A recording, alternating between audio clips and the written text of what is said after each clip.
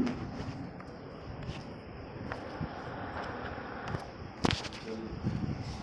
الله الرحمن الرحيم.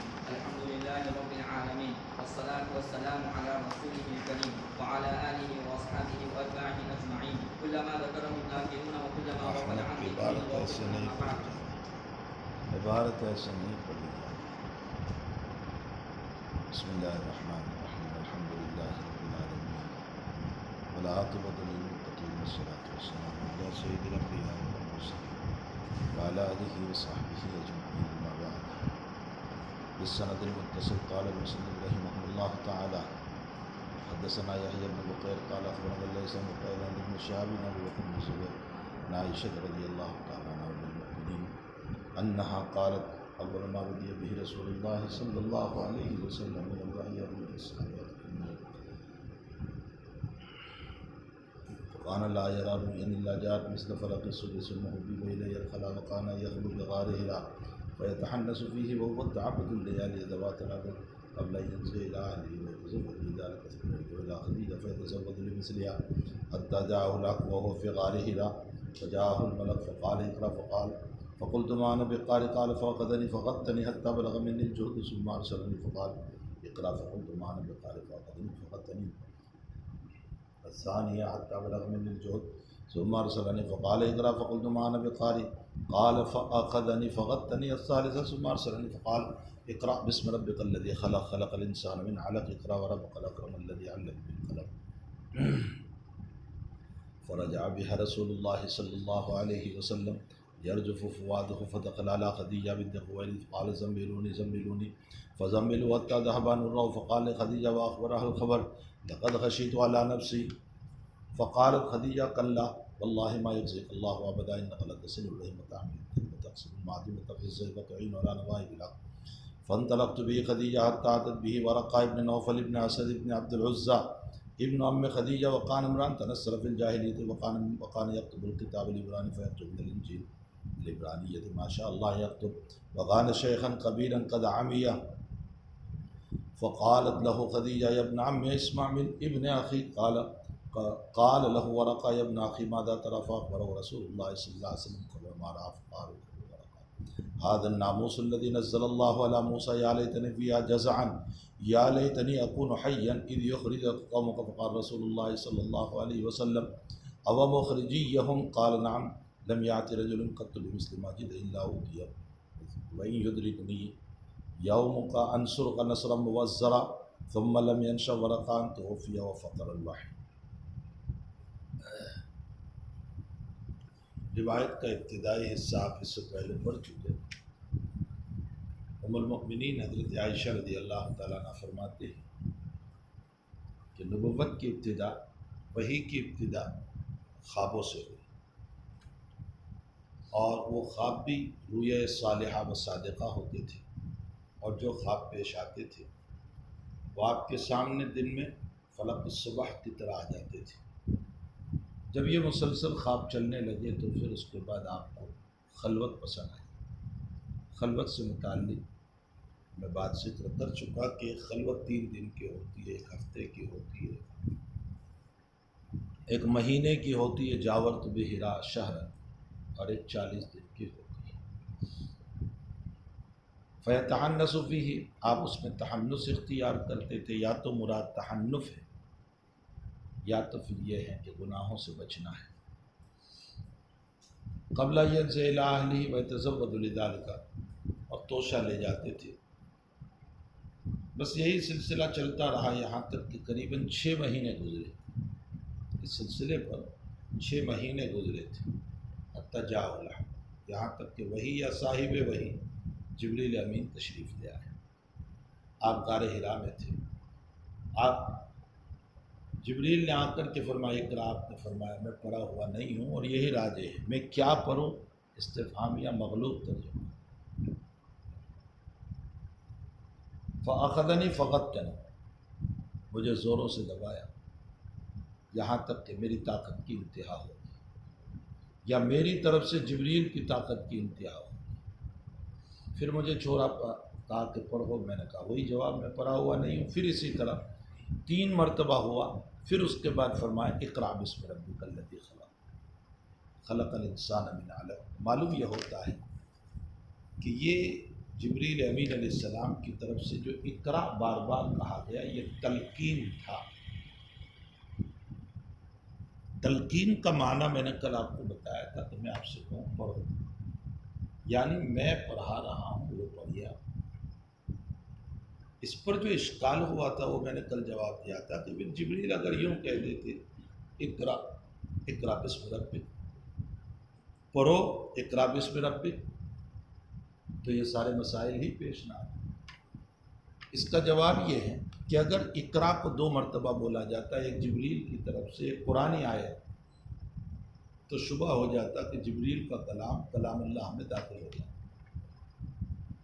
دوسرا ہے کہ حق تعالیٰ نے غطات میں جو حکمتیں رکھی تھی وہ سامنے نہ آتی۔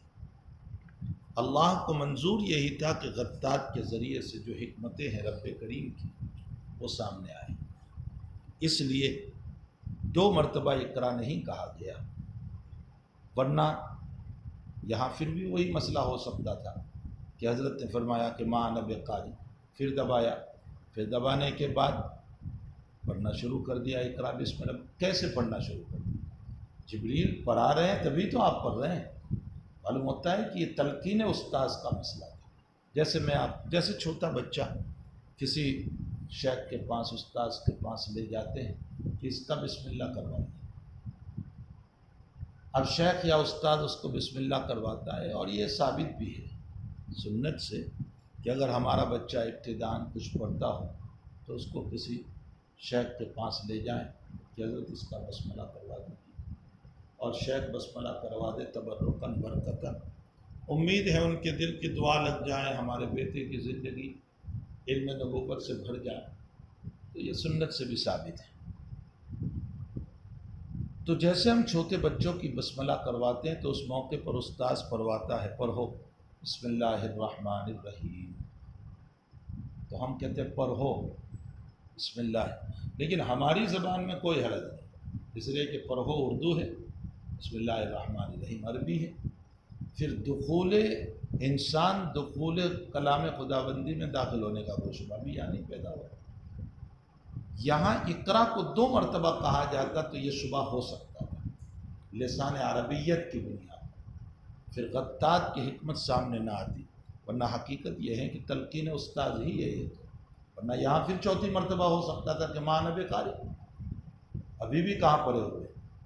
اب جبریل نے پڑھانا شروع کیا اقرأ بسم ربک الذی خلق خلق الانسان من علق اقرأ وربک الاکرم، پڑھیے تمہارے رب کے نام سے جس نے تم کو پیدا کیا، انسان کو پیدا کیا جمے ہوئے خون سے، علق ما بین سطور ترجمہ بھی کیا ہے۔ ذرا ان چوتیوں کو بھی دیکھ لیا کرو جو نیچے گھومتی رہتی ہیں تاکہ مطلب سمجھ میں آئے۔ یہ چوتیاں ہیں نیچے، ایک تو چوتیے ہوتے ہیں وہ نہیں، دونوں میں فرق ہے۔ وہ تو امت میں جو ہے فتنہ کرنے والے ہوتے ہیں، نمام جس کو کہا گیا، قطات جس کو کہا گیا، لا يدخل الجنت نمام ولا يدخل الجنت قطات، اور امام غزالی نے اس کی تعریف فرمائی نقل کلام الغیر بنیت الفساد، ایک کا کلام دوسروں کے پاس نقل کرنا تاکہ دونوں میں جھگڑا ہو جائے، فساد ہو جائے، وہ مراد نہیں۔ چوتیاں چھوٹی چھوٹی جو کیڑے ہوتے وہ محشی اللہ ما بین سطور لکھ دیا کرتے تاکہ اس سے معنی کی وضاحت ہو جائے۔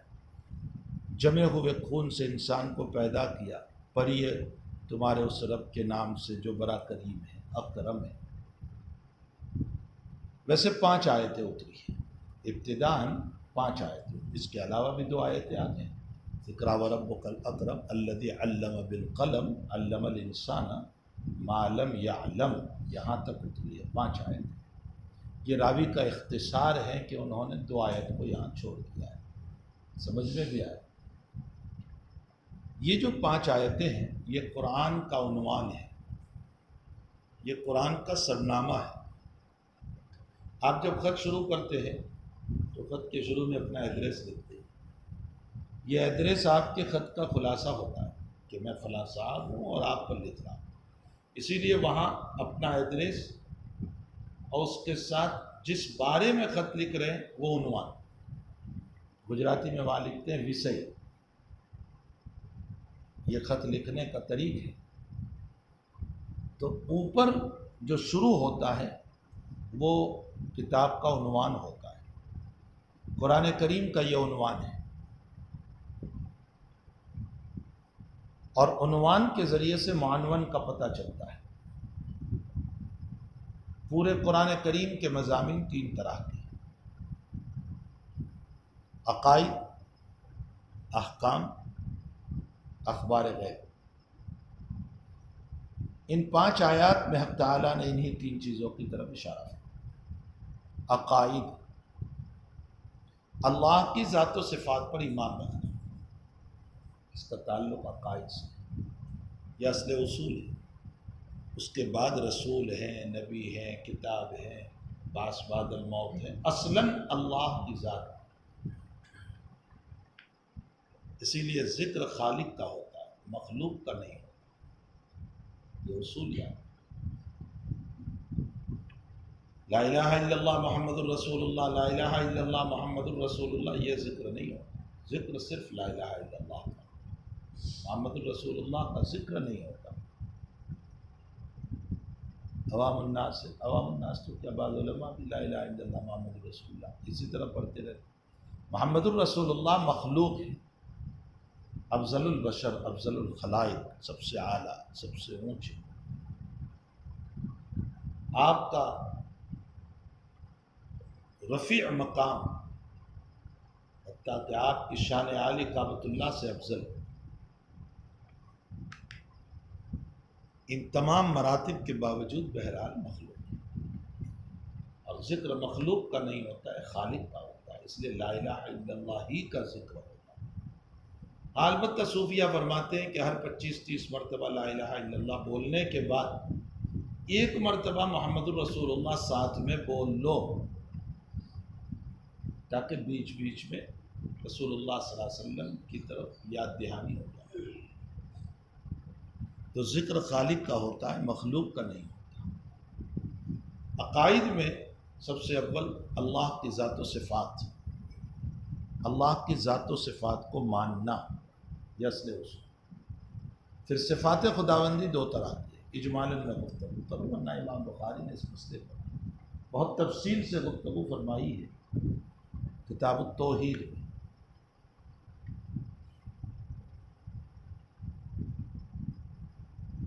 اللہ جل شانہ کی صفات کی 2 قسم، صفت ذاتیہ، صفت فعلیہ۔ اللہ کی صفت ذاتیہ 7 ہے جو متفق علیہ ہے: علم، قدرت، ارادہ، سمع، بصر، کلام، حیات۔ علم، قدرت، ارادہ، سمع، بصر، کلام، حیات، یہ اللہ کی ذاتی صفت ہے۔ ذاتی صفت کا مطلب یہ ہوتا ہے کہ حق تعالیٰ بالذات اس سے متصف ہے۔ اللہ کا صفت علم بالذات ہے، میرا اور آپ کا علم بالذات نہیں، عارضی، پیدا ہوئے تو بلا علم تھے، اور بڑھاپا آئے گا، حق تعالیٰ حفاظت فرمائے، ورنہ حال یہ ہو جاتا ہے کہ انسان اولاد کو بھی پہچان نہیں پاتا۔ کیا آیت ہے قرآن؟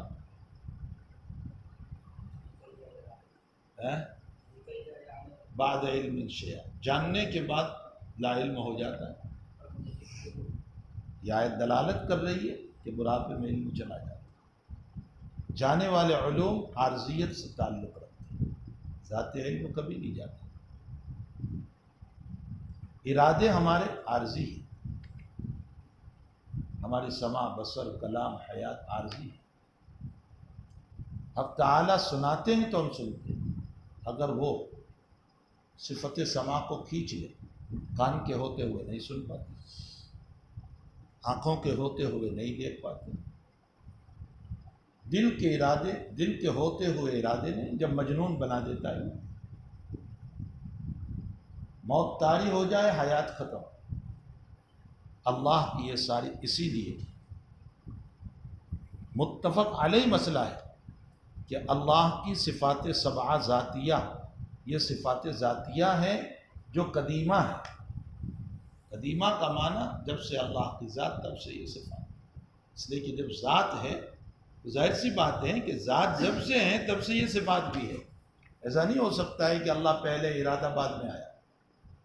جیسے میرا آپ کا مسئلہ ہے کہ بچپن میں ہمارا کوئی ارادہ نہیں، جب سمجھتے ہوئے تب ارادے ہوئے، ہمارا ارادہ بعد میں آتا ہے۔ اللہ کا یہ مسئلہ نہیں، اللہ کی صفات ذاتیہ قدیمہ ہیں، جب سے اللہ تب سے یہ صفات ذوات ہیں۔ اس کے علاوہ ان سات کے علاوہ جتنے صفات ہیں وہ صفات فعلیہ ہیں، اس میں لمبے چوڑے اقسام ہیں سب۔ یہ میں نے اجمالاً دو قسم کیا۔ صفت فعلیہ جیسے رزاق ہونا، یہ اللہ کا فعل ہے۔ ممیت ہونا، موت دینے والا۔ قہار ہونا، غضاب ہونا، رحمان ہونا، رحیم ہونا، یہ سب صفات فعلیہ ہیں۔ اس مسئلے میں اختلاف ہے کہ صفات فعلیہ قدیمہ ہیں یا حادثہ ہے۔ ماتریدیہ کا مسلک اور یہی حنفیہ کا مسلک ہے کہ صفات قدیمہ ہے، لیکن اشاعرہ کا مسلک یہ ہے کہ یہ حادث ہے۔ اس کا مطلب یہ نکلا کہ رزاق اللہ تعالیٰ جب رزق دیتا ہے تو وہ فعل وجود میں آتا ہے۔ مثلا وہ ابھی رزق دے رہا ہے تو اس کا فعل رزق آپ پر وجود میں آیا۔ ماتریدیہ اور حنفیہ یہ کہتے ہیں کہ ان صفات فعلیہ کا تعلق اللہ کی صفت ارادہ سے ہے۔ اللہ ارادہ کرتا ہے رزق کا، اللہ ارادہ کرتا ہے رحمانیت کا، اللہ ارادہ کرتا ہے رحیمیت کا، اللہ ارادہ کرتا ہے غفرانیت کا۔ یہ سارے افعال ہیں، اور ان سارے افعال کا تعلق فعل ارادہ سے، اور ارادہ صفت قدیمہ ہے تو اس سے منسلک ہونے والی ساری صفات بھی قدیمہ ہے۔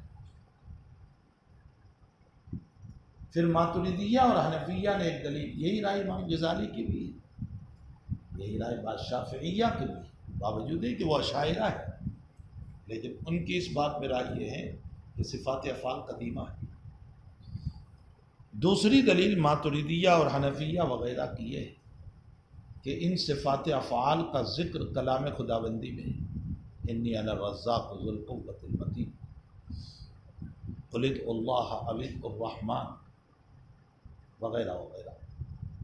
تو اللہ کی ان صفات کا بیان، صفات فعلیہ کا بیان قرآن میں، اور قرآن قدیم ہے، اور جب قرآن قدیم ہے یعنی کلام خداوندی ہے یہ تو، اور کلام خداوندی قدیم ہے تو لامحالہ ماننا پڑے گا کہ اس میں جس کا ذکر ہوا ہے وہ بھی قدیم ہے، اس لیے صفت افعال قدیم ہے۔ اور یہ جو اشاعرہ کہہ رہے ہیں کہ جب رزاقیت رزق دے رہا ہے تو یہ ظہور ہے، سمجھ میں آئے، یہ ظہور ہے۔ میں 15 سال کا تھا اور میں نے ارادہ کیا کہ میں 40 سال کا ہوں گا تو یہ کام کروں گا، اب میں 40 سال پر جا کر وہ کام کر رہا ہوں، تو میرا ارادہ تو اس کام کا 15 سال کی عمر میں ہو چکا تھا، میرا ارادہ میری ذات کے ساتھ ہے، 40 سال پر کام کا کرنا، یہ ظہور ہوا۔ تو اللہ جس پر رزاقیت، رحمانیت، غفرانیت، رزابیت، قہاریت یہ کرتا ہے، یہ ظہور ہو رہا ہے، وجود نہیں ہو رہا ہے۔ وجود تو اللہ کی صفت ارادہ کے ساتھ ہے، اس لیے یہ پہلے ہی سے ہے اللہ کی ذات کے ساتھ۔ جب یہ بات سمجھ میں آ گئی تو اب سمجھو، اقرأ بسم ربک الذی خلق، پڑھیے اس رب کے نام سے جس نے تم کو پیدا کیا۔ صفت خلق اللہ کی صفت ہے، اور پیدا بھی کیا تمہیں جمے ہوئے خون سے، یہ اس کی قدرت و کاریگری ہے۔ میں نے ایک جگہ اپنے بیان میں علماء کا مجمع زیادہ تھا، میں نے کہا کہ آپ دیکھیں دنیا کا انجینئر نقشہ بناتا ہے کاغذ پہ، پلاسٹک پر، زمین پر، نقشے کہاں بنائے گا؟ ڈرائنگ جو کرے گا کاغذ پر ہوگا، پلاسٹک پر بنائے گا، ایلومینیم پر بنائے گا، لیکن اس پر کیسے بنائے گا؟ وہ تو کت بھی نہیں سکتا، زمین پر بنائے گا۔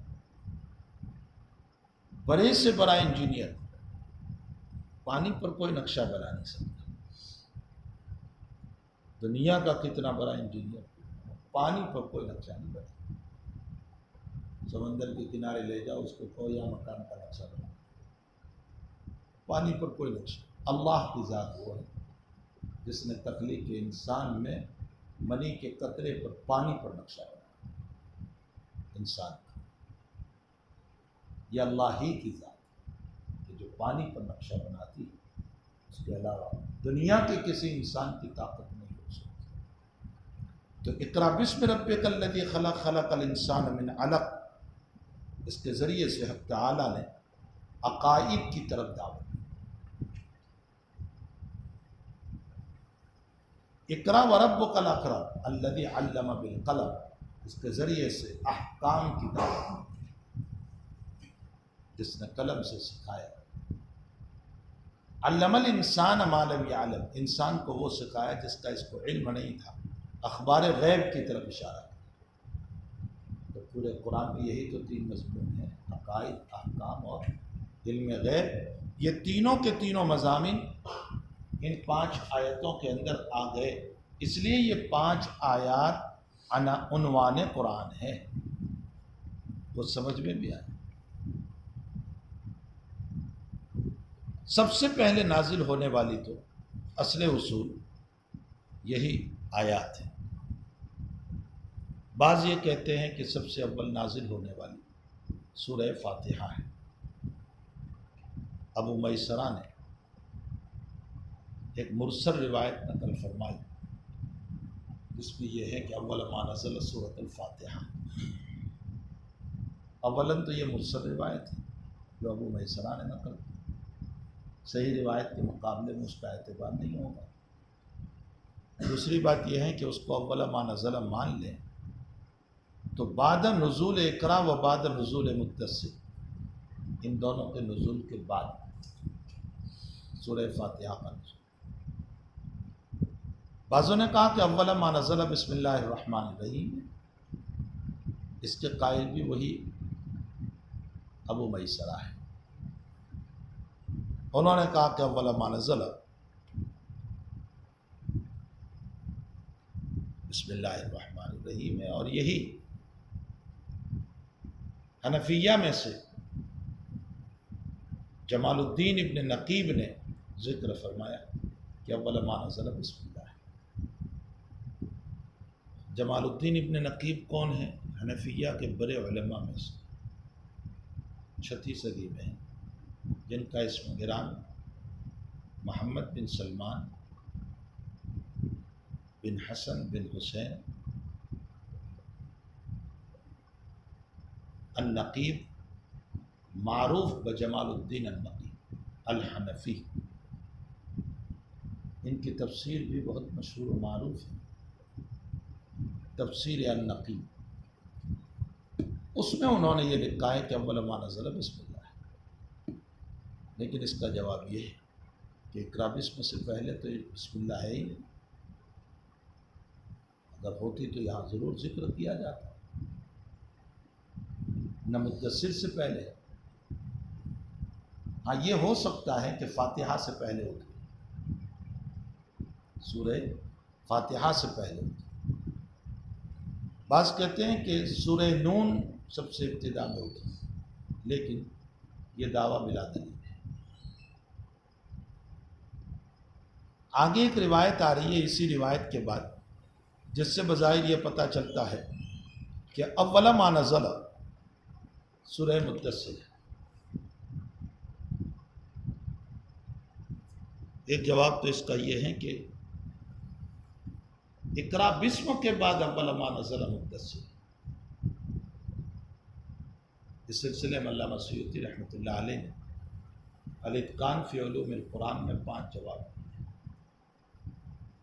پہلا جواب جو میں نے ابھی نقل کیا کہ مدثر بعد اقرا بسم.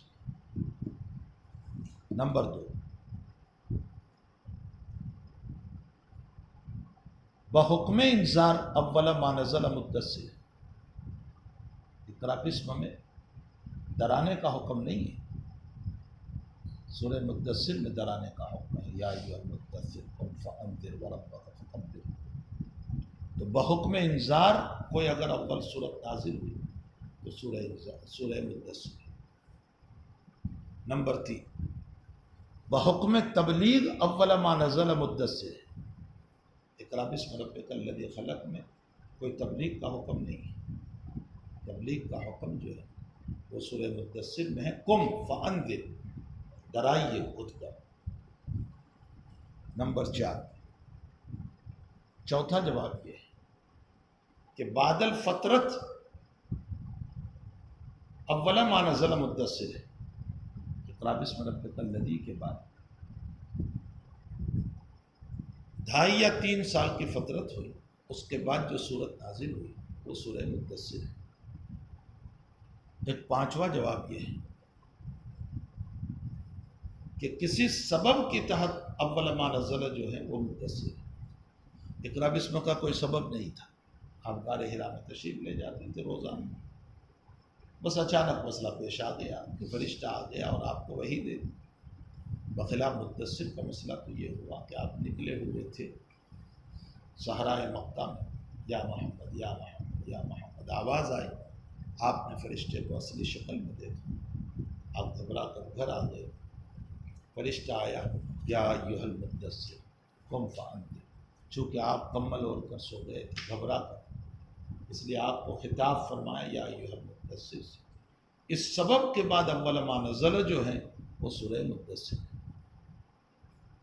ایک جواب یہ بھی دیا گیا کہ اول ما نزل فی البیت مدثر، اس لیے کہ اقرا بسم اول ما نزل فی الغار ہے. بیت میں، مکان میں سب سے پہلے جو سورت اتری وہ سورہ مدثر. بہرحال اصل اصول اول ما نزل تو اقرا بسم ہی ہے، اور اس کی سب سے بڑی دلیل یہ ہے کہ مدثر کے واقعے میں نبی علیہ الصلوۃ والسلام فرماتے ہیں کہ وہی فرشتہ میں نے دیکھا قد جاء فی حرا، جو غار حرا میں آیا تھا. یہ دلیل ہے اس بات کی کہ غار حرا میں وہ فرشتہ آ چکا ہے. اس سے یہ معلوم ہوتا ہے کہ اقرا بسم ربک الذی. دوسری بات یہ ہے کہ اقرا بسم ربک الذی کے اوپر آپ نے مانا بقاری مانا بقاری مانا بقاری کہا. مدثر پر اس طرح کی کوئی بات نہیں.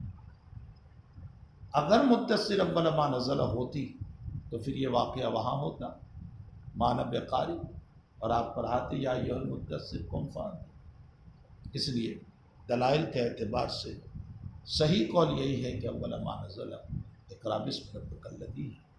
البتہ مدثر کے باب میں یہ مختلف جوابات ہیں کہ بعد الفترت اول ما نزل ہے، کسی سبب کے تحت اول ما نزل ہے، بے حکم تبلیغ اول ما نزل ہے، یا بے حکم انذار اول ما نزل ہے، وغیرہ.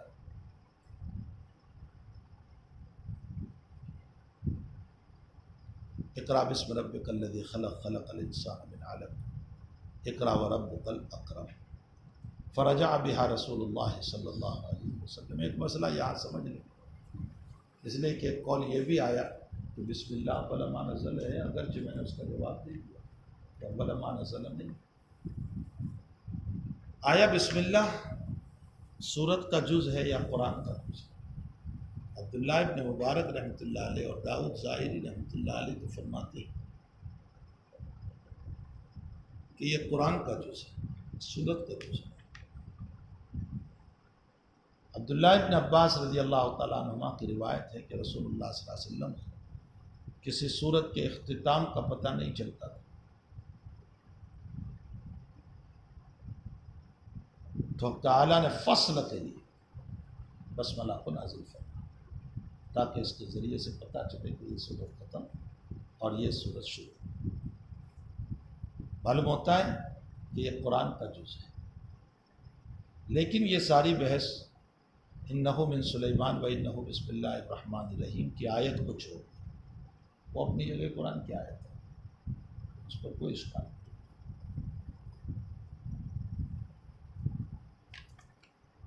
اس کے علاوہ بسملہ کا مسئلہ ہے کہ وہ قرآن کا جز ہے۔ علامہ ابو بکر جساس رازی الحنفی فرماتے ہیں کہ ہمارے اکابر احناف سے اس سلسلے میں کوئی مصرح مسئلہ نہیں ہے، صریح گفتگو نہیں ہوئی، لیکن فقہائے احناف یہ فرماتے ہیں کہ جہری نماز میں بسملہ کو سرًا پڑھا جائے گا اور بدایہ الحمد شریف سے، یعنی جہرًا الحمد سے۔ یہ دلیل ہے اس بات کی کہ حنفیہ کے وہاں بسملہ فاتحہ کا جز نہیں ہے، اگر جز ہوتا تو ضرور سے الحمد کے شروع میں پڑھا جائے گا۔ کچھ سمجھ میں نہیں۔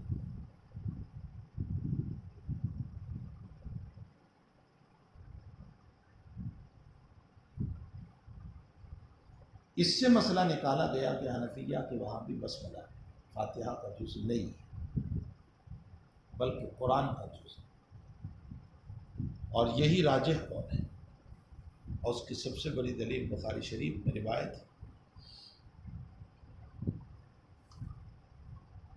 صحابی فرماتے ہیں حضرت انس رضی اللہ تعالیٰ، قال رسول اللہ صلی اللہ علیہ وسلم وابو بکر وعمر یفتتحون الصلاۃ بحمد اللہ رب العالمین، یہ سب کے سب الحمد شریف سے نماز کا آغاز کرتے تھے۔ معلوم ہوتا ہے بسملہ زور سے نہیں پڑھتے تھے۔ یہ دلیل ہے کہ بسملہ سورت کا جز نہیں ہے۔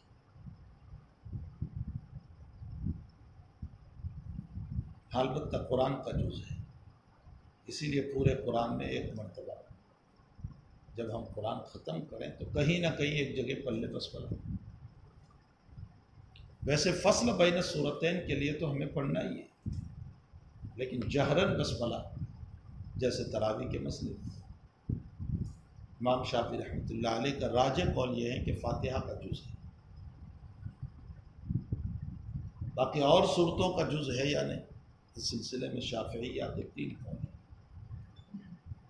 ایک قول یہ ہے کہ ہر صورت کا جز ہے، اور ایک قول یہ ہے کہ بعض صورتوں کا جز ہے، اور ایک قول یہ ہے کہ الحمد کے سوا کسی صورت کا جز ہے، اور یہی ان کا راجح قول ہے۔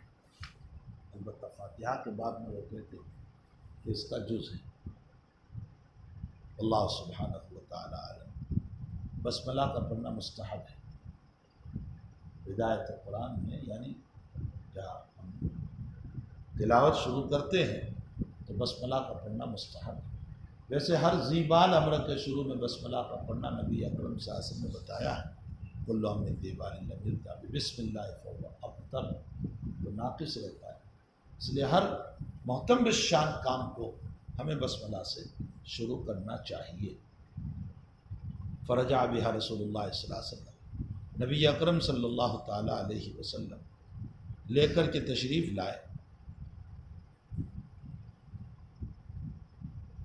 یرجف فؤادہ، آپ کا دل دھڑک رہا تھا، کانپ رہا تھا۔ فواد قلب، بعضوں نے کہا غشاء القلب، دل کی گہرائی۔ اگر غشاء القلب ہے تو گویا ایک مبالغہ ہو کہ دل تو ہے ہی، دل کے اندر بھی ایک قسم کی گھبراہٹ تھی، اور بعض روایتوں میں ہے بوادرہ، جیسے خود بخاری آگے لائے۔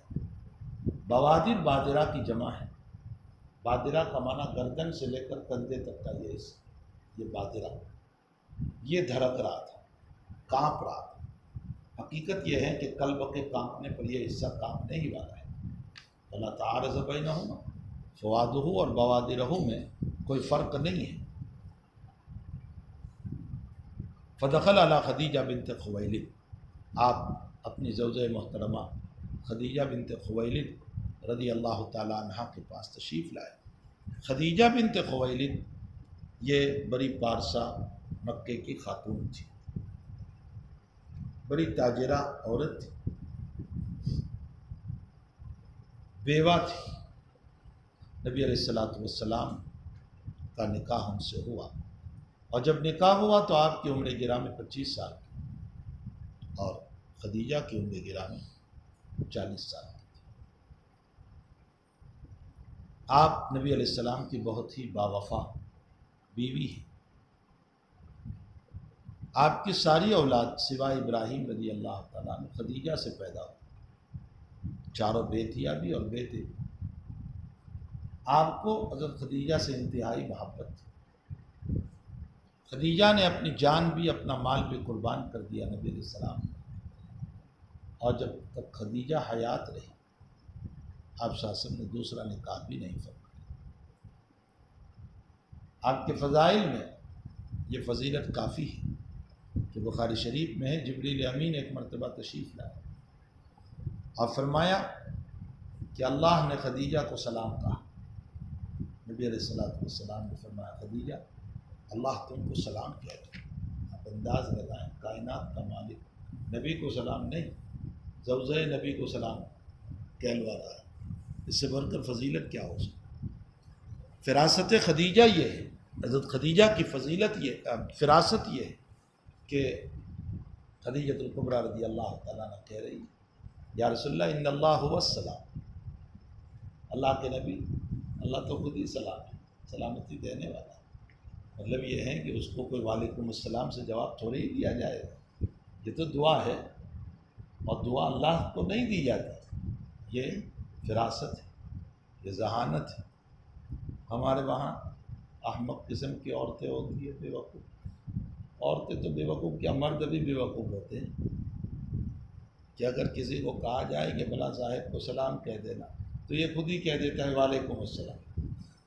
ارے بے وقوف تجھے نہیں کہا گیا ہے، تجھے سلام پہنچانا ہے، تجھے کہنا ہے کسی کو تو تو جواب دے گا ٹھیک ہے میں آپ کا سلام پہنچا دوں گا، یا پھر یوں کہہ دیجئے کہ بھئی یاد رہے تو پہنچا دوں گا، میں اس کا مکلف نہیں، اس لیے کہ یہ ایک ذمہ داری ہے۔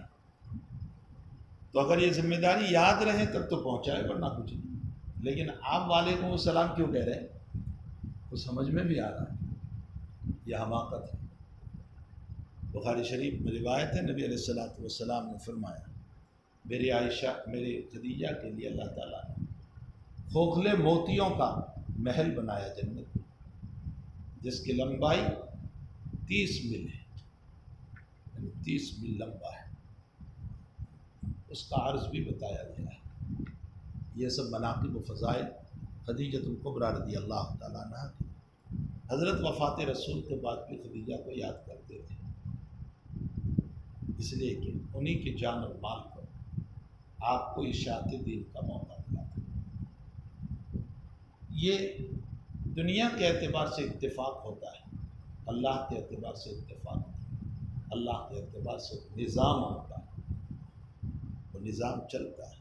ہم کہتے ہیں اتفاقاً یہاں سے گزر رہا تھا اور گر گیا، یہ آپ کا اتفاق ہے، اللہ کے نظام میں لکھا تھا کہ آپ فلاں وقت میں وہاں گرو گے، تو اللہ کے اعتبار سے اتفاق نہیں ہے۔ تو تعالیٰ نے جو نکاح کرایا، یہ میں بہت قدر کے مسئلے کو اشارہ کر رہا ہوں، لفظ تو میں نے 2 ہی بول دیے، اتفاق اور نظام رب، یہ کتاب القدر کا مسئلہ ہے۔ تو خدیجۃ الکبریٰ سے جو نکاح اور ان کی جان اور مال کی قربانی، یہ اللہ کے ایک نظام تھا نبی علیہ السلام کی اشاعت دین کے لیے۔ بہرحال خدیجۃ الکبریٰ کی وفات کے بعد بھی حضرت آپ کی سہیلیوں کے ساتھ حسن سلوک کرتے رہے، اگر جانور ذبح فرماتے تو گوشت بھیجتے۔ ایک مرتبہ خدیجہ کی بہن حالہ رضی اللہ تعالیٰ عنہ نبی علیہ السلام کے پاس آئی، دروازہ کھٹکی تھا، فرمایا من کون؟ کہا حالہ۔ حضرت نے دروازہ کھولا اور فرمایا حالہ جب تو بولی تو مجھے ایسا لگا کہ میری خدیجہ آ گئی، یعنی تیری آواز میری خدیجہ کی طرح ہے۔ تو حضرت بعد وفات بھی خدیجۃ الکبریٰ رضی اللہ تعالیٰ عنہ کو یاد کرتے رہے۔ خدیجہ بنت خویلد، ان کے والد کا نام تھا خویلد، نبی علیہ الصلوۃ والسلام کے ساتھ کس نے نکاح کرایا؟ راجح قول تو یہی ہے کہ آپ کے چچا عمرو بن سعد نے نکاح کرایا ہے، خدیجہ کے چچا عمرو بن سعد۔ بعضوں نے کہا کہ آپ کے والد صاحب نے نکاح کرایا یعنی خویلد، لیکن واقدی نے یہ لکھا ہے کہ اس زمانے میں ایک جنگ ہوئی تھی جس کا نام تھا حرب الفجار، بہت بڑی جنگ تھی۔ اس جنگ کے اندر خدیجہ کے نکاح سے بہت پہلے خویلد اس میں مارے گئے تھے، تو خویلد تھے ہی نہیں، اس لیے حقیقت یہ ہے کہ عمرو بن سعد نے نکاح کرایا تھا جو خدیجہ رضی اللہ تعالیٰ عنہ کے چچا ہوتے ہیں۔ آپ خدیجہ رضی اللہ تعالیٰ عنہ کے پاس تشریف لائے اور وہ اخبرہ الخبر، پورا واقعہ سنایا جو غار میں آپ کے ساتھ پیش آیا کہ اس طرح پر ایک آدمی آیا اور مجھے کہا اقرا، مجھے 3 مرتبہ زوروں سے دبایا، میں کہتا رہا ماں نبی قاری، پھر مجھے یہ آیات دی اقرا بسم ربک الذی خلق، اخبرہ الخبر لقد خشیت علی نفسی،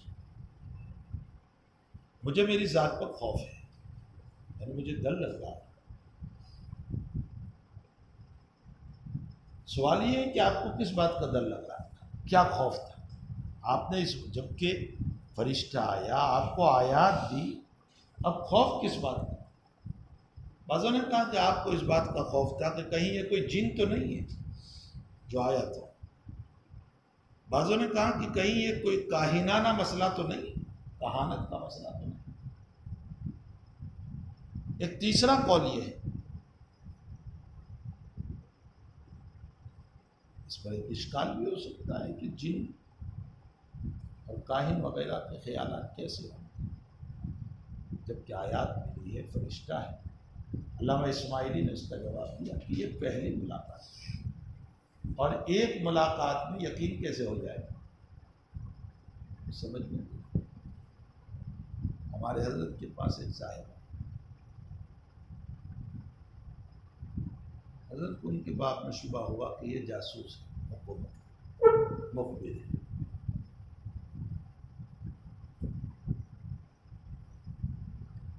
تو جو کچھ بول رہے تھے خاموش ہو گئے حضرت۔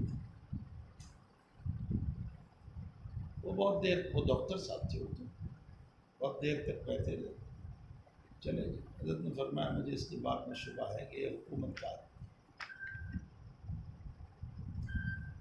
اس کے بعد وہ ڈاکٹر صاحب بار بار آتے رہے، یہاں تک کہ شیخ کو یقین ہوا کہ یہ مخلص ہے۔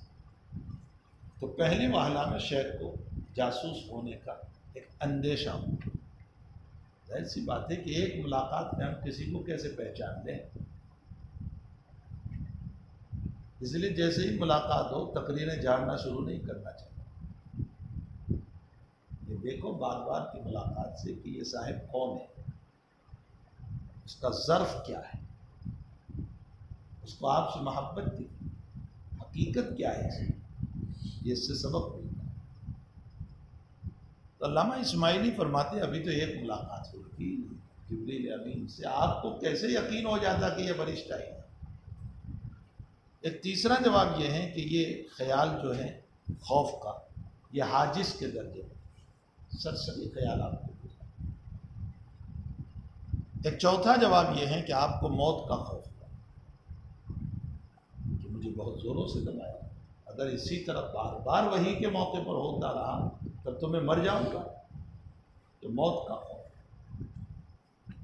ایک جواب یہ ہے کہ آپ کو بیماری کا خوف ہوا کہ اگر اسی طرح بار بار مجھے دبایا گیا تو میں مریض ہو جاؤں گا، بیمار ہو جاؤں گا۔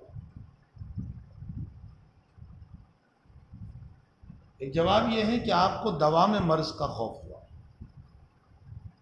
کہ کہیں ایسا نہ ہو کہ میں بیمار ہو کر میری بیماری طول پکڑ لے۔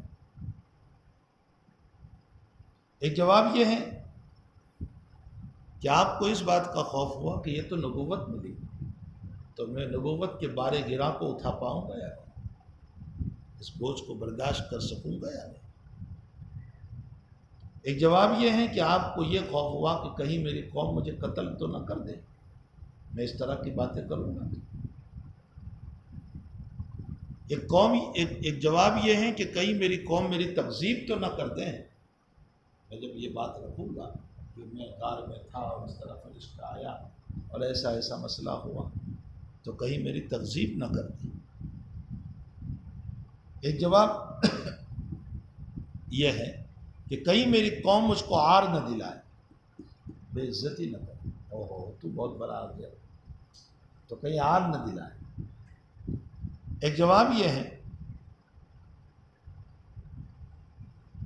کہ کہیں ایسا تو نہیں ہے کہ آئندہ میں فرشتے کو دیکھ نہ پاؤں۔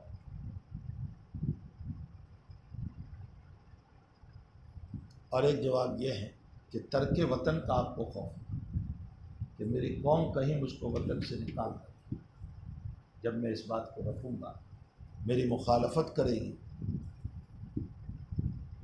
علامہ سندھی رحمۃ اللہ علیہ فرماتے ہیں کہ حقیقت میں آپ کو کوئی خوف نہیں، لیکن چونکہ ایک عظیم الشان چیز کو لے کر آپ آئے تھے، اور ہم خدیجہ کے سامنے اس کو رکھنا تھا، تو خدیجہ کو اپنے ہم خیال بنانا تھا، اور اپنا ہم خیال بنانے کے لیے پہلے اپنے غم کو بیان کرنا ضروری ہوتا ہے۔ بیوی تبھی متاثر ہو جب آپ اپنے غموں کو بیان کرو، تو بیوی پر ایک اثر پڑتا ہے، اور وہ آپ کی ہمدرد بنتی ہے، آپ کے غم میں شریک ہوتی ہے۔ تو اپنی بیوی کو اپنی طرف مائل کرنے کے لیے اور ہمدردی کا اظہار کرنے کے لیے آپ نے اس طرح فرمایا لقد خشیت علی نفسی، تاکہ خدیجۃ الکبریٰ آپ کی ہمدرد ہو جائیں اور آپ کی اس بات میں آپ کے شریک ہو جائیں۔ اور ایسا ہوتا ہے، آپ کوئی کام کر کے آئیں اور اچانک سے آپ بیوی کو کہو کہ میں نے یہ کام کیا، تو وہ کہے گی کس نے کہا تھا؟ لیکن اگر آپ یہ کہیں کہ میں گیا اور اصل بچوں کا مسئلہ تھا اور تم لوگوں کا مسئلہ تھا اور تمہارے خیال کے اندر یہ کام میں نے کیا، اور میں یہ چاہتا تھا کہ کچھ پیسوں کا مسئلہ حل ہو، تاکہ آئندہ میں تمہارے لیے یہ کروں یہ کروں یہ کروں، اولاد کے لیے یہ کروں، اتفاق ایسا کہ پیسے ڈوب گئے تو اب ہمدرد بنے گی۔ دونوں کلام میں فرق ہے۔ علامہ سندھی رحمۃ اللہ علیہ، یہی معاشی سندھی جو ہے نا، معاشی بخاری، یہ سندھی نہیں جو راجستھان کے ہوتے، یہ سندھ کے رہنے والے تھے۔ علامہ نور الدین سندھی رحمۃ اللہ علیہ جو سندھ کے رہنے والے تھے، علماء احناف میں سے۔ ان تمام جوابوں میں راجح جواب پہلا ہے کہ آپ کو یہ خوف ہوا کہ کہیں یہ جن تو نہیں یا نجومیت کا مسئلہ تو نہیں، اس لیے کہ ابن اسحاق نے جب اس روایت کو نقل فرمایا تو اس میں اس جملے کا اضافہ بھی ہے، لقد خشیت علی نفسی بلاء، لقد خشیت علی نفسی بلاء، دو مرتبہ میں نے میری ذات پر خوف کیا کہ یہ کوئی بلا نہ ہو۔ سوال یہ ہے کہ وہ وحی لے کر کے آئے، اس کا جواب یہ ہے کہ وحی ضرور اقرا بسم تلاوت ہوئی، لیکن یہ پہلی ملاقات ہے، ہو سکتا ہے وہ جن بھی ہو جو کچھ پڑھ رہا ہو، عربی کلمات بول رہا ہو۔ اس پر ایک اشکال یہ بھی ہے کہ اس سے پہلے عالم منام میں تو آپ کو یہ پورا واقعہ بتا دیا گیا تھا، اقرا بسم ربک الذی کا خواب میں بتا دیا گیا تھا۔ اس کا جواب یہ ہے کہ چاہے خواب میں بتایا تھا، لیکن بہرحال صراحتاً جب مسئلہ ہوتا ہے تو کچھ نہ کچھ دل پر خوف آ ہی جاتا ہے۔ بس وہ اسی قبیل سے حافظ صاحب رحمۃ اللہ علیہ نے اسی کو راجح کہا، اور اس کی تائید میں وہ روایت ہے جو ابن اسحاق کی ہے، لقد خشیت علی نفسی بلاء۔ جب قدر افاقہ ہوا آپ کو، فقال زملونی زملونی، مجھے کمبل اڑا دو کمبل اڑا دو، آپ کو کمبل اڑا دی گئی، حتی ذہب عنہ الروع، یہاں تک کہ آپ کا خوف چلا گیا۔ تو آپ نے خدیجہ سے پورا واقعہ بیان کیا اور کہا لقد خشیت علی نفسی، مجھے میری ذات پر خوف ہو رہا ہے، مجھے میری ذات پر ڈر لگ رہا ہے۔ حضرت خدیجہ رضی اللہ تعالیٰ عنہ فرماتی ہے کلا، ہرگز نہیں، یعنی آپ کو کوئی خوف نہیں۔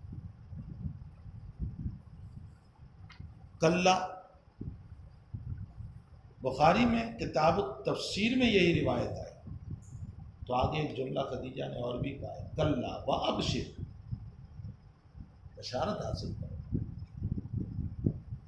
بلکہ بعض روایتوں میں تو خدیجۃ الکبریٰ رضی اللہ تعالیٰ عنہ نے یہاں تک کہا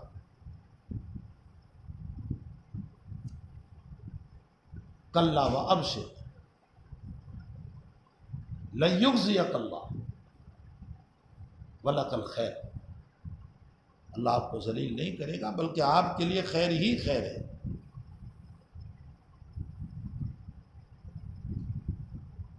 اس سے یہ معلوم ہوتا ہے، بلکہ بعض روایتوں میں جیسا کہ امام بیہقی رحمۃ اللہ علیہ نے دلائل النبوہ میں روایت نقل فرمائی، ابشر فإنک رسول اللہ حقا، خدیجہ نے فرمایا آپ بشارت حاصل کرو کہ آپ اللہ کے سچے رسول۔ یہ جملے دلالت کر رہے ہیں کہ خدیجۃ الکبریٰ عالمہ تھی، چاہے ان کا علم تورات سے آیا ہو، انجیل سے آیا ہو، لیکن بہرحال وہ جانتی تھی،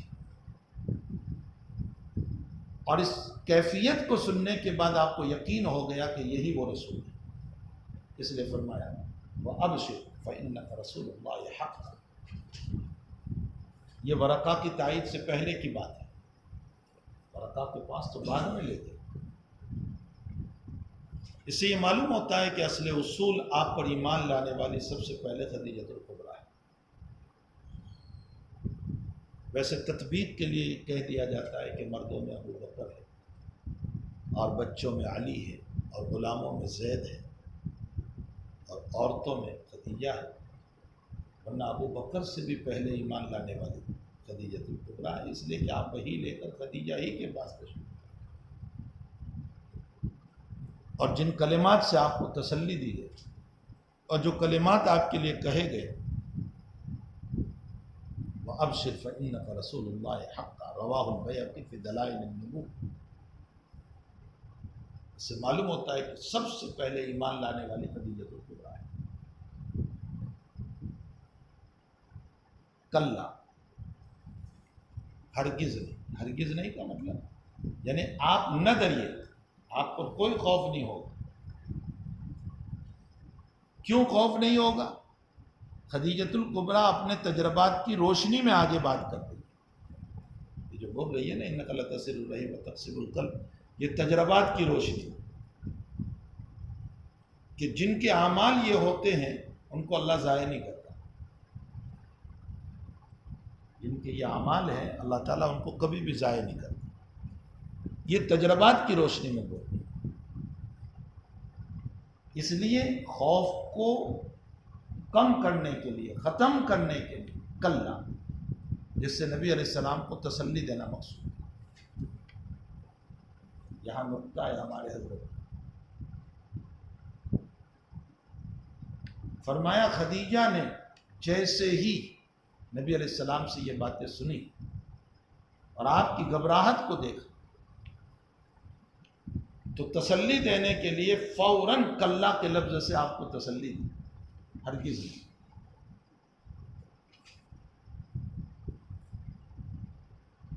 حق تعالیٰ جب سورہ اقرا کی ما بقایا آیت بعد میں نازل فرماتا ہے تو اس کی ابتدا حرف کلا سے کرتا ہے،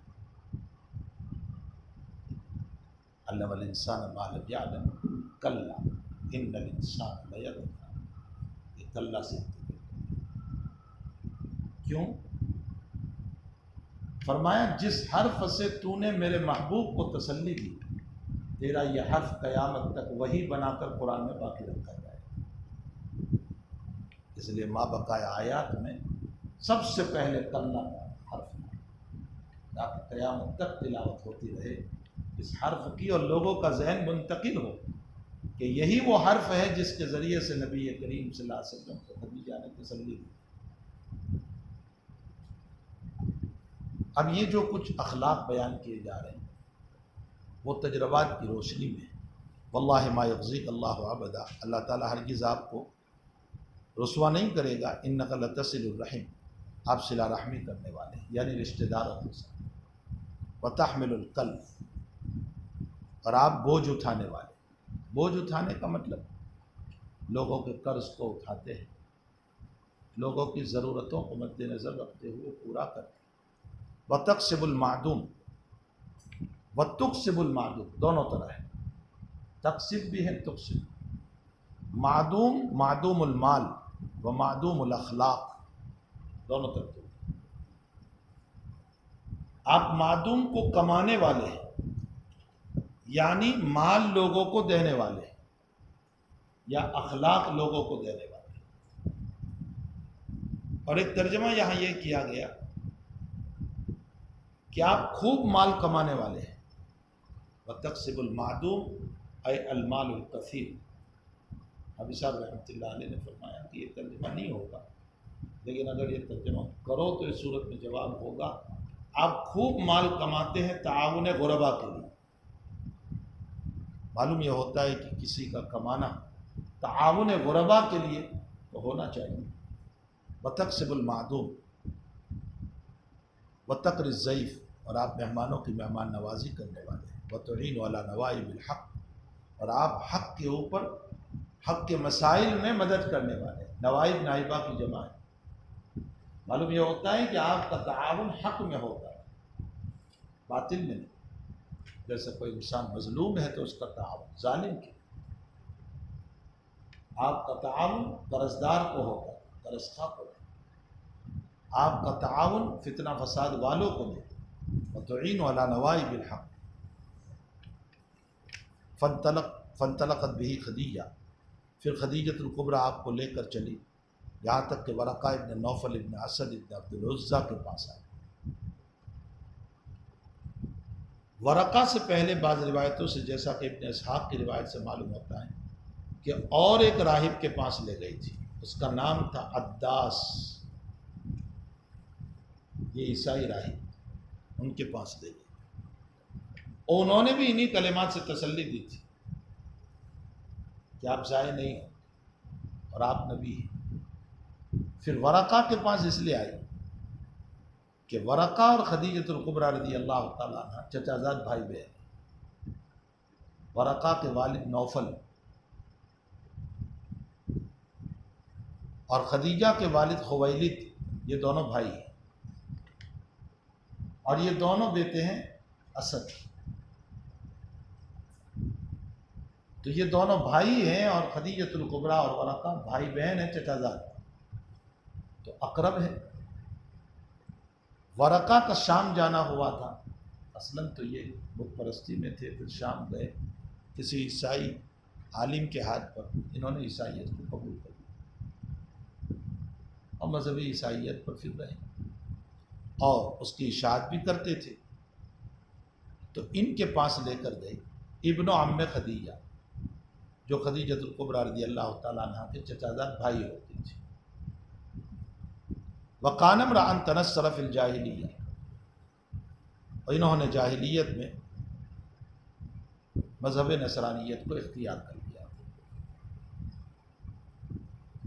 جاہلیت کا اطلاق اصل اصول قبل النبوت پر ہوتا ہے، نبوت سے قبل کا جو زمانہ ہے اس پر ہوتا ہے، لیکن جاہلیت کا اطلاق فتح مکہ سے پہلے پر بھی ہوتا ہے، اور جاہلیت کا اطلاق اپنے ایمان سے قبل کے زمانے پر بھی ہوتا ہے۔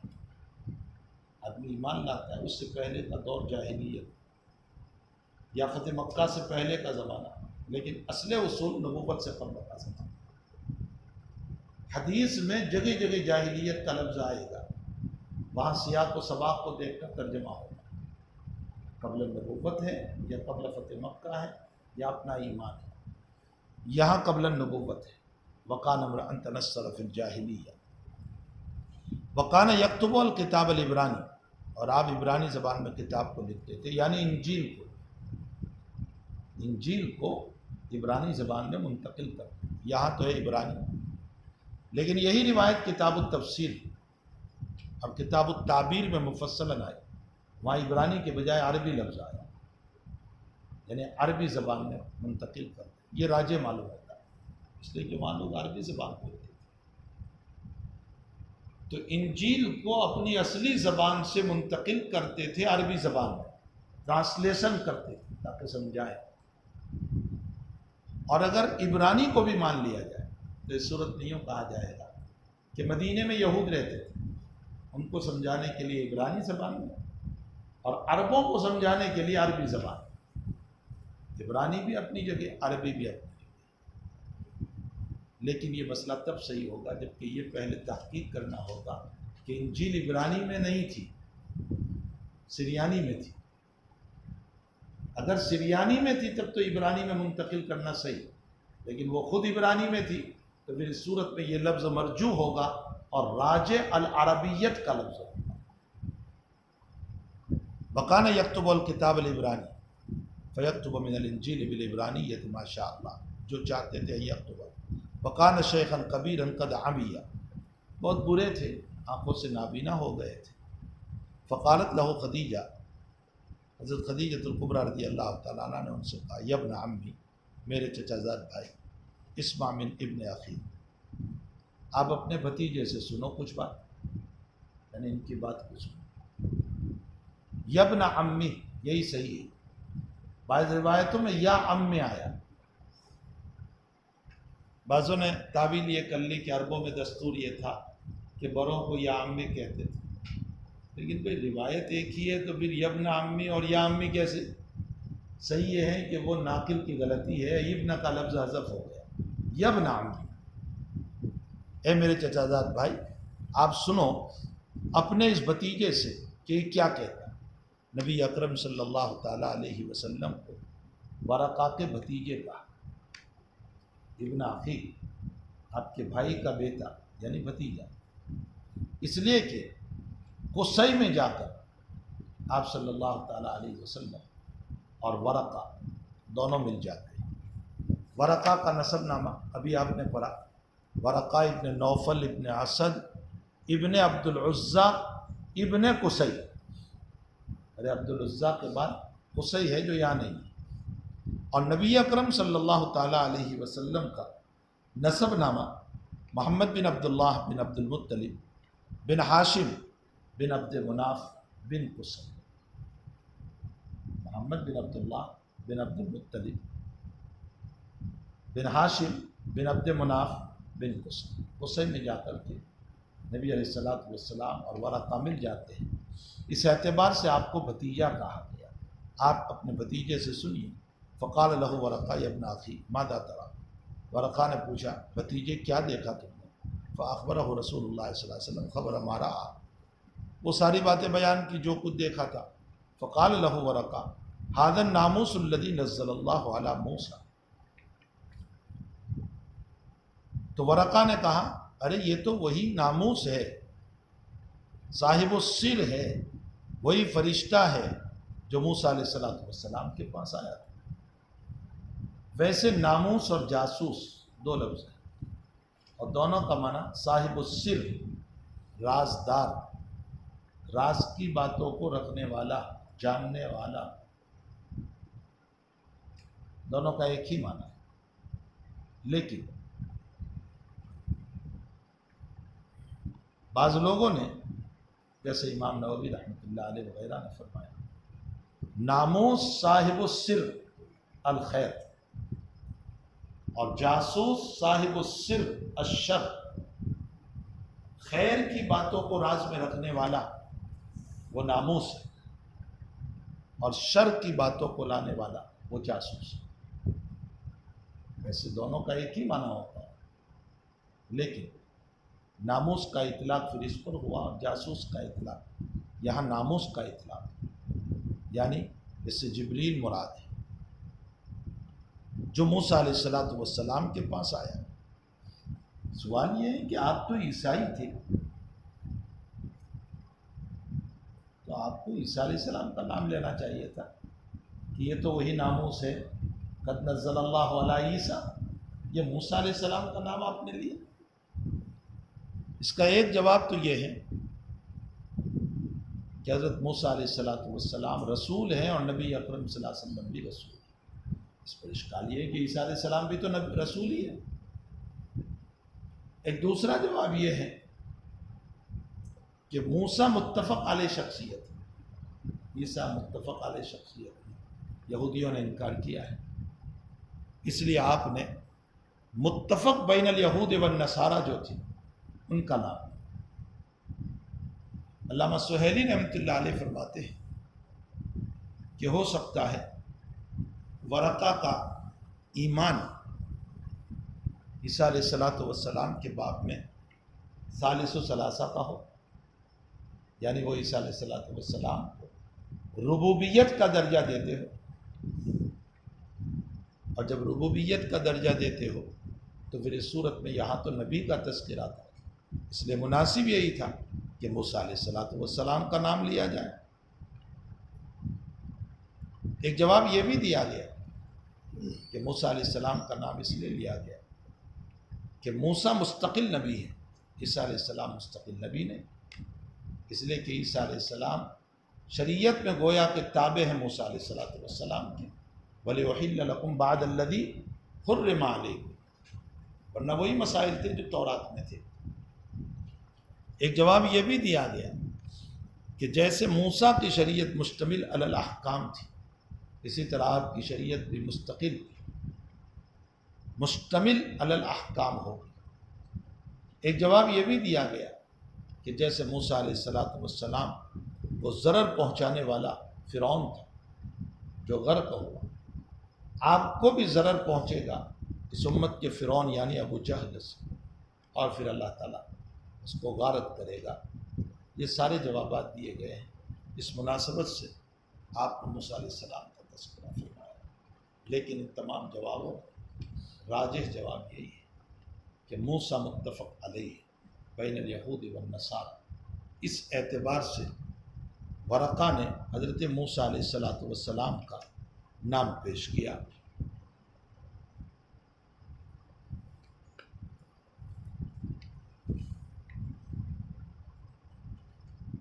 فرمایا ھذا الناموس الذی نزل اللہ علی موسیٰ یا لیتنی فیہا جزعا، کاش میں اس زمانے میں پتھا ہوتا، جزعا پتھا، جوان ہوتا، یا لیتنی اکون حیا، کاش میں اس وقت زندہ ہوتا، اذ یخرجک قومک، جب آپ کی قوم آپ کو نکالے گی۔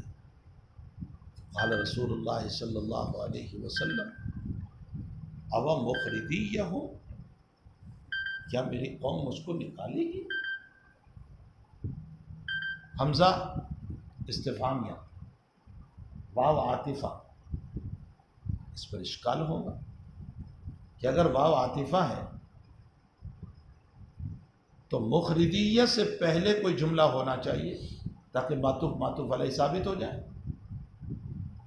جواب نکالا امعادیہ و مخرجیہ، امعادیہ، کیا وہ مجھ سے دشمنی کریں گے اور مجھ کو نکالیں گے؟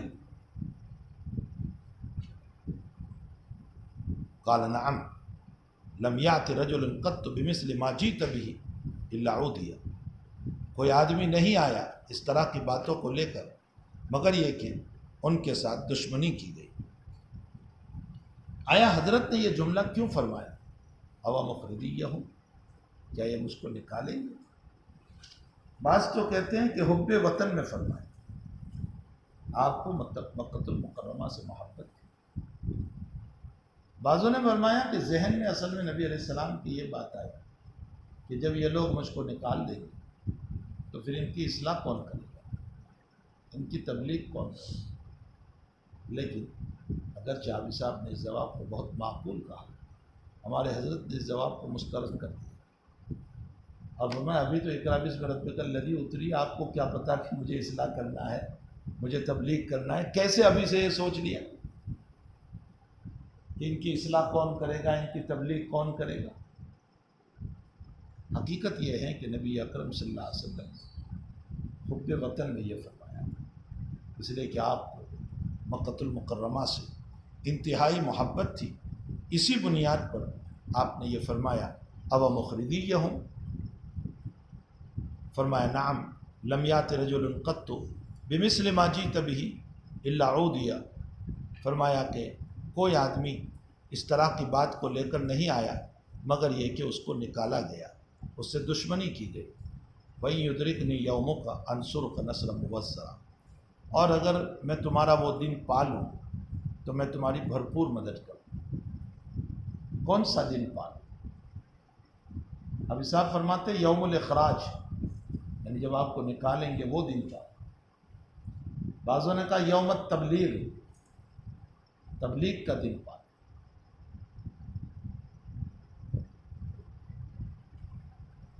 اب سنو، ابن اسحاق کی روایت میں ہے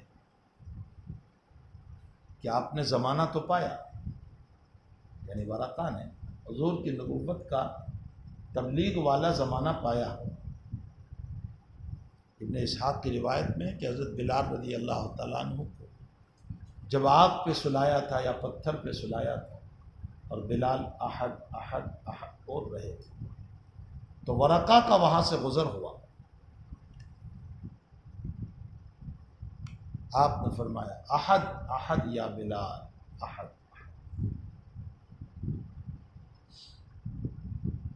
اور پھر آگے فرمایا احلف باللہ لئن قتلتموہ لأتخذنہ حنانا، صحیح ہے بلال، اللہ اللہ اللہ ایک ہے، میں اللہ کی قسم کھاتا ہوں، احلف باللہ لئن قتلتموہ، اگر تم نے بلال کو قتل کر دیا، لأتخذنہ حنانا، تو میں اس کی قبر کو جائے تبرک بناؤں گا۔ ظاہر سی بات ہے کہ بلال کا یہ سارا واقعہ تو حضور پاک صلی اللہ علیہ وسلم کی تبلیغ کے بعد ہی پیش آیا، اور اس زمانے میں ورقہ یہ بات کہہ رہے ہیں کہ ورقہ تو زندہ رہے، تو ورقہ نے وعدہ کہاں پورا کیا؟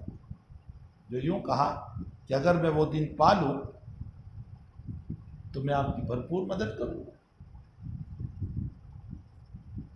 ابھی صاحب نے ایک جواب یہ دیا کہ اس سے تو یوم الاخراج مراد ہے، یعنی جب ہجرت کا موقع آ جائے وطن چھوڑنے کا تب مدد کا کام۔ میں نے بتایا صحیح بات یہ ہے کہ یوم التبلیغ ہے، حقیقت یہ ہے کہ ورقہ کا انتقال ہو گیا، یہ تاریخی روایت ہے، صحیح روایت جو ابھی آپ پڑھو گے، ورقہ کا انتقال ہو گیا، ثم لم ينشب ورقہ ان توفی، پھر کچھ دن گزرے تھے کہ ورقہ کا انتقال ہو گیا۔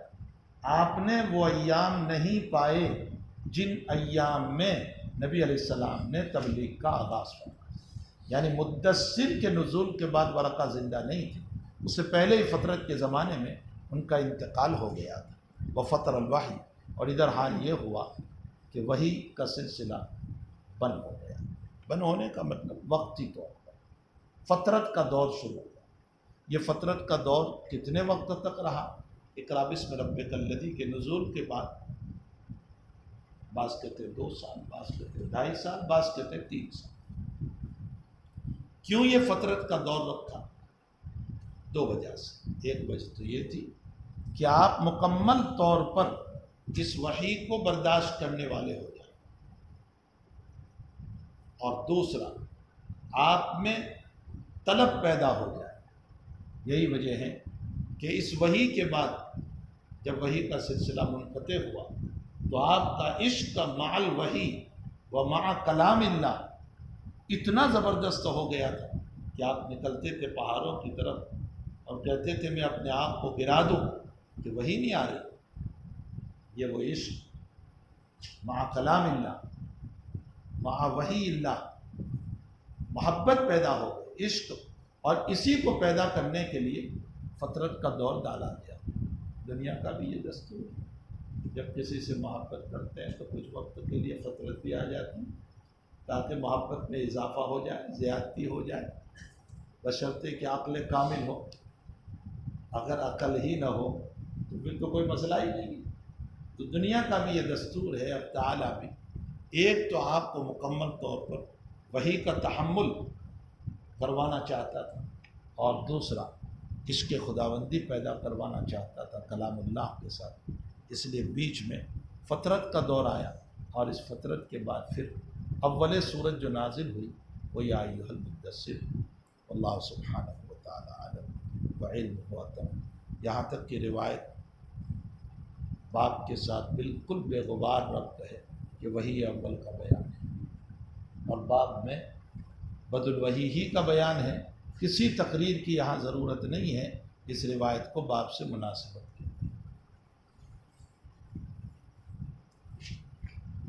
جتنے آن لائن سن رہے ہیں ان سے فون کرو، ان سے پوچھو ابھی کہ سبق میں بیٹھے ہیں یا نہیں،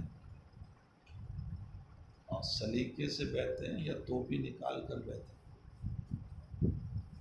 گھومتے ہوئے سن رہے ہیں یا وہاں بیٹھ کر سن رہے ہیں، یہ ابھی سب سے بات کرو، اور رات میں مجھے نمبر دو تاکہ میں آج کے سبق کے مطابق